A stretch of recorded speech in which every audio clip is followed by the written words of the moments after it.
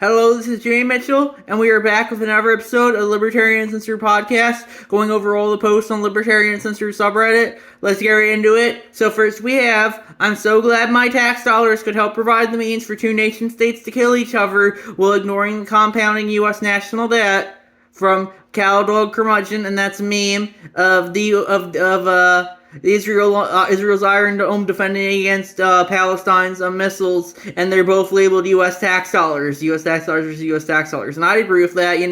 Ultimately, it's the U.S. just throwing its money around, and yeah, it's just, all the tax dollars are probably going to go overseas rather than to help Americans with their problems, and even then, they'll probably just waste them on something else that's stupid, So that's my thoughts on that issue. That's why you probably, I think if you should decide where your own taxes go to, and not just let the state decide for you. And that's my thoughts on that issue. If you don't want to pay taxes, I don't think you should be forced to at all. That's my thoughts there. Then we have Why Biden's Just Wrong. No one knows how to make government work, from John Stossel on YouTube, and I posted that. And I would agree with that. Ultimately, I think no one really knows how to govern anyone else, and that's why I think everyone should just govern themselves. And that's my thoughts on that issue. Then we have, it's remarkable to watch Republicans embrace novel left-wing concepts like hate speech in real time, from Nate Hochman on Twitter, and I posted that. And that was him quote tweeting Mediaite. This is hate speech. Republican Governor Kevin Stitt says protesters won't be tolerated in Oklahoma. And then my response was, most Republicans are just progressives that don't know it, A Republican is a progressive from 10, 15 years ago. That's my thoughts on that issue.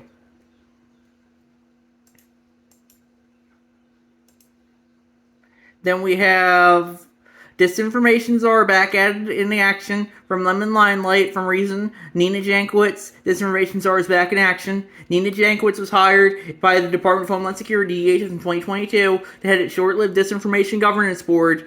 The dystopian nature of that agency's title caused widespread public criticism, followed by hasty reassurances from the feds that the board would have no authority to actually police speech. Nevertheless, Jankowicz became the subject of considerable scrutiny. A closer look at her record gives plenty of reason for concern. Hunter Biden's laptop is a quintessential example of the counter-disinformation industry, misidentifiing a true story as false. Dozens of former national security officers and experts wrongly flagged the New York Post Hunter Biden scoop as appearing as malicious Russian origins. The mainstream media then intensified the error, asserting the incorrect claim that the national security experts had definitively judged the laptop story to be disinformation rather than simply resembling disinformation. Jankowicz fell for it too. When Biden was asked about the laptop story, he responded that it had no legitimacy and has been deemed false by the national security experts. Again, this is not what the national security experts actually said. In any case, when Jankowicz testified about the exchange, he failed to make any note of this. And I'm gonna skip over the rest of the article for now. And my response was, another disinfo guy just became CEO of The Onion. That they shouldn't be taken seriously at all. And I linked the story from Fox News. Former NBC News disinformation reporter becomes CEO of The Onion. And yeah, it just goes to show you that, they're all just, just pushing an agenda, They might as well just be all working at The Onion and making their own disinformation. That's my thoughts on that issue. Then we have, I'm a liberal because I'm pro-choice, from Rothmus on Twitter, and that is a meme. It's a stereotypical progressive-looking woman. She says, I'm a liberal because I'm pro-choice, except on schools, guns, trades, healthcare, energy, smoking, union membership, light bulbs, plastic bags, Walmart, what kind of food you can eat. And I said, most people are pro-choice as long as the choice is the one that they would make. And that's my thoughts on that issue. Then we have, if one of these people get shot, it will get the same response as Ashley Babbitt, right? People will say they deserved it, and anybody who glorifies her will be called a crazy terrorist, from the rare normie Libertarian on Twitter, and that was him quote tweeting Raw's alerts. A shelter-in-place order has been issued due to violent protests taking place at Virginia Commonwealth University, where riots are occurring. And my response was, people care a lot more about who does something rather than what they're doing. It's really all about who is in the in-group and who is in the out-group. And that's my thoughts on that issue.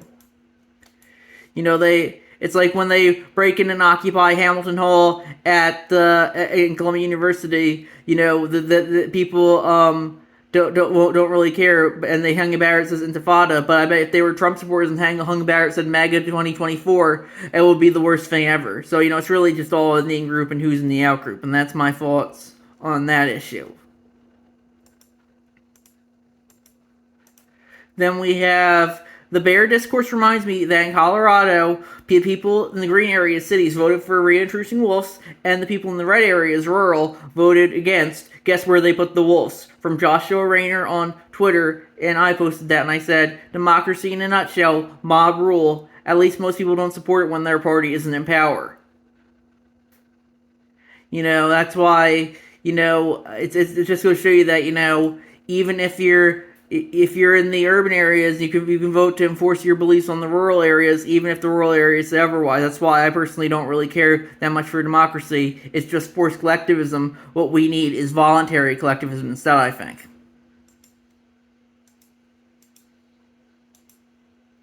And we have Vance.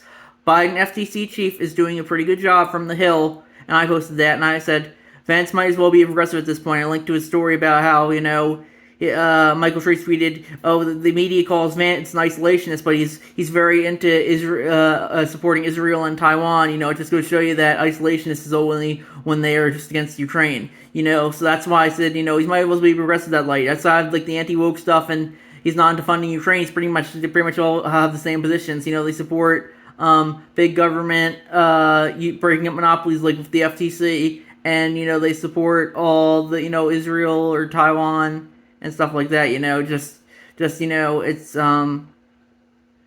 progressives just substitute out Israel for Ukraine or Taiwan. Other than that, there's no difference between them and the neocons, I would say, and that's my fault on that issue. Then we have Ohio pastor criminally charged for letting people sleep in church, again, from Reason, and I posted that, and I said, the separation of church and state, people are awfully quiet during times like these. When the state says, you have to obey the zoning law or the fire escape law or whatever, then they're like, they have to obey that, but, whenever someone says, like, and government says, I personally do let my faith influence my decisions sometimes, that's the worst thing ever. It just really makes you think, They only care about separation of church and state when it suits their agenda. And that's my thoughts on that issue. Then we have banned shadow banning from Donnie on Twitter, and I posted that, and I said, shadow banning is the worst, but I don't think that we should be enforcing private companies to do anything that they don't want to. With that being said, I support using pressure to hold them accountable when they shadow ban. If someone bans or shadow bans, they're enforcing their beliefs on people, and I don't think that's right. I'm arguing for people to be uncanceled by unbanning or unshadow banning them, and that's why I think everyone should have free speech, and that's my thoughts on that issue.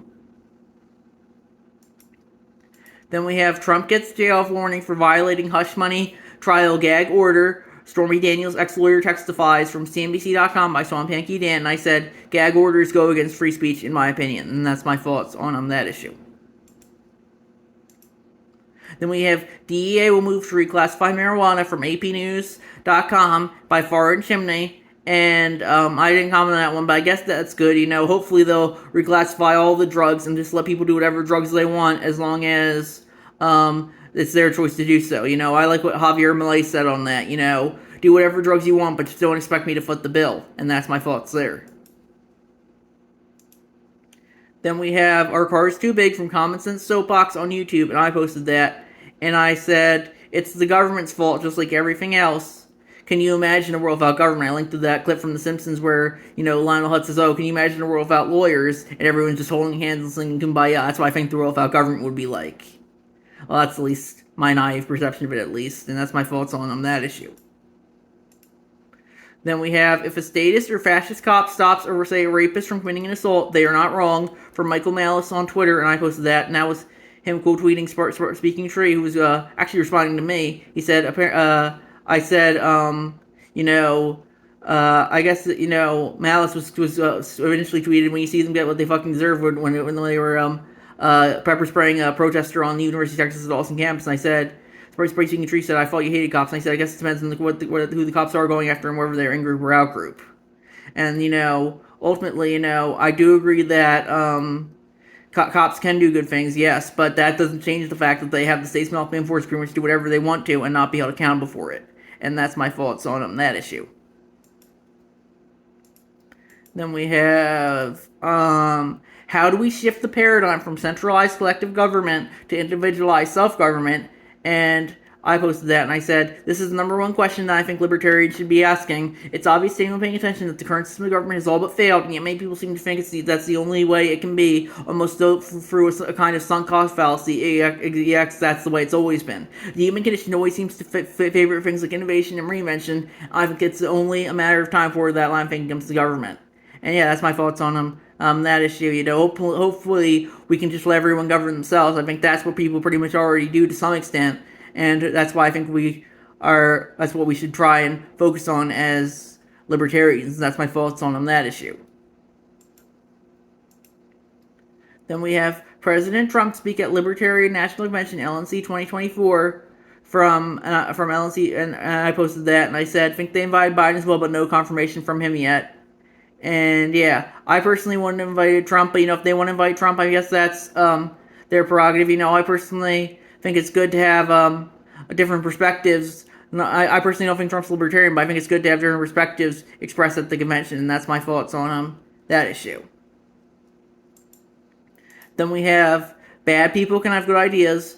And I posted that, and I said, I'm having this conversation over thread right now, but I wanted to make a top level thread for it as well. Just because someone does bad actions doesn't mean that they can't have any good ideas. I disagree with Ted Kaczynski's bombings, but I do think his manifesto raises a good point about how technology has increasingly ruined the social fabric of society. It's the same with Terry Nichols and Timothy McVeigh. They shouldn't have done the OKC bombing, but I'm sympathetic to their motive and of a revolution against the tyrannical government. That's what the U.S. was built on, after all. I think everyone thinks that's to some extent, I remember the summer of 2020 when everyone on the left was retweeting riots or the language of the unheard. They were pretty much saying the same thing. I don't link the vibes, but I understand their reasons for doing it.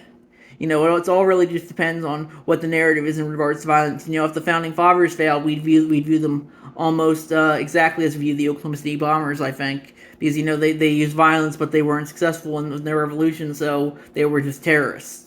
And that just goes to show you that, I personally think we need to condemn all uses of violence inside of self-defense. But with that being said, it's always important to remember that so you can sympathize with the reason for violence without sympathizing with the violence yourself. And that's my thoughts on that issue.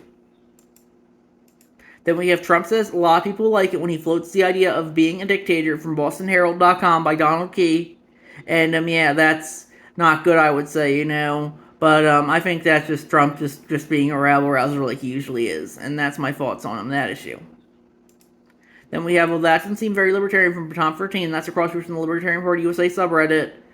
President Trump joins convention lineup. And we already kind of talked about that, but, yeah, I definitely wouldn't like to have the orange man there, but if they want to invite him, they should be able to. It's always good to get another perspective on things that might go against the party's with the official libertarian perspective, and that's my thoughts on that issue. Then we have, in a communist stronghold, capitalists become an economic lifeline, from nytimes.com by Ninja Lover, and I said, really telling that one of them needs the other. And then Swamp Yankee Dan replied, how long have we had an embargo on them? They didn't even have a fair shot. And I just replied to that, whenever it comes to communism/socialism, there's always an excuse for why it doesn't work. And that's my thoughts on that issue.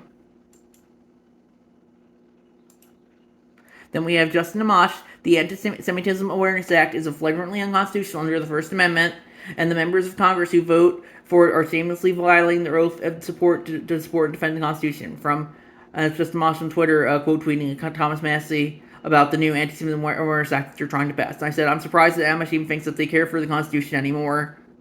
What is considered hate speech and hate crimes are always going to be at the discretion of whoever is in power, and that's why we should have neither of them. I don't think people should be assholes to one another, but the libertarian position is that it shouldn't be illegal to be an asshole.